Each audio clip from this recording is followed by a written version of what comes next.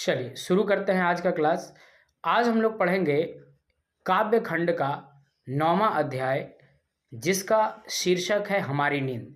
हमारी नींद जो कविता है, इसमें कवि बीरेन डंगवाल हमारी नींद शीर्षक के माध्यम से मनुष्य की बेफिक्री को दिखाने का प्रयास कर रहे हैं और बता रहे हैं कि दुनिया जहान में जो कुछ भी हो रहा है, मनुष्य उनसे बेफिक्र होकर केवल सुख भोगने में लगा हुआ है। उसे इस बात की परवाह नहीं कि आखिर इस दुनिया का क्या होगा, भला हो या बुरा हो, उसे केवल अपने सुखों से मतलब है। तो चलिए शुरू करते हैं। पहले बीरेन डंगवाल जी की जीवनी। प्रमुख समकालीन कवि बीरेन डंगवाल का जन्म 5 अगस्त 1947 ईस्वी में कीर्तिनगर, टिहरी गढ़वाल, उत्तरांचल में हुआ। मुजफ्फरनगर, सहारनपुर, कानपुर, बरेली, नैनीताल में शुरुआती शिक्षा प्राप्त करने के बाद डंगवाल जी ने इलाहाबाद विश्वविद्यालय से एमए किया और यहीं से आधुनिक हिंदी कविता के मिथकों और प्रतीकों पर डिलीट की उपाधि पाई। वे 1971 ईस्वी में बरेली कॉलेज में अध्यापन करते रहे। डंगवाल जी हिंदी और अंग्रेजी में पत्रकारिता भी करते हैं। उन्होंने इलाहाबाद से प्रकाशित अमृत प्रभात में कुछ वर्षों तक घूमता आईना शीर्षक से स्तंभ लेखन भी किया। वे दैनिक समाचार पत्र अमर उजाला के संपादकीय सलाहकार भी हैं। 1991 में प्रकाशित उनका पहला कविता संग्रह इसी दुनिया में आज भी प्रासंगिक और महत्वपूर्ण लगता है। उन्होंने कविता में समाज के साधारण जनों और हाशिए पर स्थित जीवन के जो विलक्षण ब्यौरे और दृश्य रचे हैं, वे कविता और कविता से बाहर भी बेचैन करने वाले हैं। बीरेन डंगवाल को दुष्चक्र में सृष्टा काव्य के लिए साहित्य अकादमी पुरस्कार प्राप्त हो चुका है। उन्हें इसी दुनिया में जो रचना है, इस पर रघुवीर सहाय स्मृति पुरस्कार मिला है। उन्हें श्रीकांत वर्मा स्मृति पुरस्कार और कविता के लिए शमशेर सम्मान भी प्राप्त हो चुका है। डंगवाल जी ने विपुल परिमाण में अनुवाद कार्य भी किए हैं। तुर्की के महाकवि नाजिम हिकमत की कविताओं के अनुवाद उन्होंने पहल पुस्तक के रूप में किया है। कई बार विगत अगर आप क्वेश्चन बैंक उठाकर देखें तो ये क्वेश्चन कई बार पूछा जा चुका है। उन्होंने विश्व कविता से पाब्लो नेरुदा, वर्तुल्त व्रेख्त, वास्को पोपा, मोरिस्लाव होलुब, तदेउश रोजोविच आदि की कविताओं के अलावा कुछ आदिवासी लोक कविताओं का भी अनुवाद किया है। हम लोग जो कविता पढ़ने जा रहे हैं, ये बीरेन डंगवाल की कविता का संकलन, जिसका शीर्षक है दुष्चक्र में सृष्टा, उस पुस्तक से लिया गया है। चलिए देखते हैं कविता को। दुष्चक्र में सृष्टा शीर्षक कविता संग्रह से ली गई कविता हमारी नींद। तो चलिए शुरू करते हैं कविता को। मेरी नींद के दौरान कुछ इंच बढ़ गए पेड़। जब मैं नींद में था, दुनिया जहान में हो रहे परिवर्तनों से बेफिक्र था, केवल अपना सुख भोगने में लगा था। उस दौरान ये पेड़ जो है कुछ इंच क्या हो गया, बढ़ गया।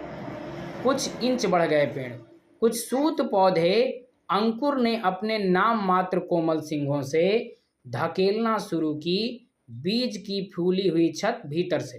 कवि कहते हैं हर बीज के अंदर एक नन्हा अंकुर होता है जो कि बहुत कोमल होता है, और उसके ऊपर का जो बीज का कोट होता है, उसका जो कवर होता है, उसके ऊपर जो परत होती है वो थोड़ा सख्त होता है।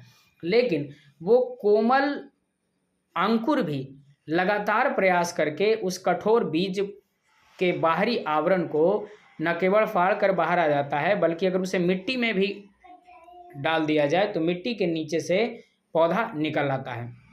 क्यों? क्योंकि वो क्या कर रहा है, लगातार प्रयास कर रहा है। तो चलिए आगे बढ़ते हैं। एक मक्खी का जीवन क्रम पूरा हुआ, कई शिशु पैदा हुए और उनमें से तो कई मारे भी गए दंगे, आगजनी और बमबारी में।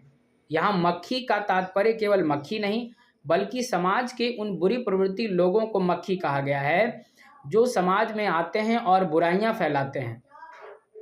लूटपाट मचाते हैं। तो उनके विषय में कवि कहते हैं कि एक मक्खी क्रम का जीवन क्रम पूरा हुआ, यानी इस तरह के लोग आए और दुनिया में चले गए, और जिस तरह से ये आए दुनिया में अत्याचार फैलाए और मारे भी गए, दंगे आगे जनी और बमबारी में। अर्थात इस तरह के लोग मरते भी सामान्य मौत नहीं है, जो जिस तरह से जीवन जीता है उसकी मृत्यु भी उसी तरह से होती है।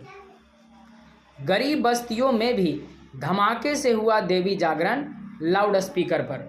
कवि कहते हैं गरीब बस्ती के लोग भी नींद में हैं, तभी तो वहाँ देवी जागरण जैसे बड़े बड़े आयोजनों पर पैसा बर्बाद किया जाता है, लाउड स्पीकर पर पैसा खर्च किया जाता है, जबकि उन्हें नहीं पता कि उनकी गरीबी जो है भक्ति भजन करने से, उनकी गरीबी इन सब कर्म कांडों को करने से नहीं बल्कि मेहनत करने से और पैसे कमाने से दूर होगी। ऐसा इसलिए करते हैं क्योंकि वास्तविकता से वे भी अनजान हैं। चलिए आगे बढ़ते हैं। आगे कवि कहते हैं, यानी साधन तो सभी जुटा लिए हैं अत्याचारियों ने। समाज के जो अत्याचारी लोग हैं उन्होंने समाज पर अत्याचार करने के सभी साधन जुटा लिए हैं, मगर जीवन हठीला फिर भी बढ़ता जाता है आगे हमारी नींद के बावजूद। लेकिन लोग इतनी ज़िद्दी हैं कि लाख दुनिया में संकट आ जाए, लाख तनाव आ जाए, कितनी भी परेशानियां आ जाए, लेकिन उन परेशानियों के बावजूद लोग जीवन जीना नहीं छोड़ते, संघर्षों को करते हुए जीते चले जाते हैं। और भी लोग हैं, कई लोग अभी भी जो भूले नहीं करना साफ और मजबूत इनकार। कवि कहते हैं कि आज भी दुनिया में बहुत सारे ऐसे लोग हैं जो साफ और मजबूत इनकार करना नहीं भूले। ये उन सुविधा भोगी उच्च वर्ग के लोगों के लिए है, प्रतिनिधि वर्ग के लोगों के लिए है, जो अपना काम तो भोली भाली जनता से निकाल लेते हैं, लेकिन जब जनता की बारी आती है तब साफ इनकार कर जाते हैं। तो ये था हमारी नींद कविता। ये कविता आपको कैसी लगी, ये पाठ आपको कैसा लगा? अगर अच्छा लगा वीडियो तो लाइक कमेंट शेयर ज़रूर करें। अगर आप चैनल पर नए हैं तो इसको सब्सक्राइब ज़रूर कर लें। और किसी भी चैप्टर का PDF अगर आप प्राप्त करना चाहते हैं तो हमारे टेलीग्राम चैनल सही सर ऑफिशियल से जुड़ जाएं।